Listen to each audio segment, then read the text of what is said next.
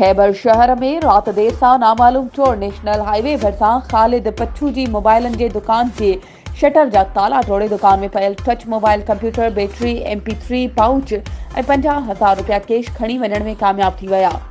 चोरनि जे आधार सबब खैबर में वापारियुनि एहतजाजन पंहिंजा दुकान बंद करे शटर बंद हड़ताल कई ऐं खैबर प्रेस क्लब खां नेशनल हाईवे ताईं एहतजाजी मुज़ाहिरो कयो।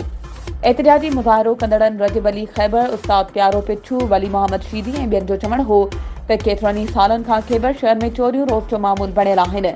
हर ॾींहुं, हर हफ़्ते, हर महीने चोरी जूं वारदातूं थियनि पयूं, पर खैबरानी पुलिस इंतज़ामिया को बि ॿूटो न ॿारियो आहे ऐं ॾोहारियुनि ख़िलाफ़ का कार्रवाई न कई आहे।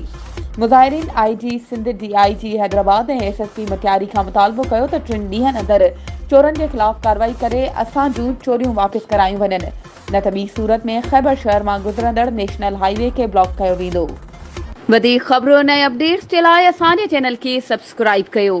ऐं हा, बेल आइकन खे प्रेस करणु न विसारिजो त जीअं असांजी हर नई अचण वारी वीडियो तव्हां ताईं पहुची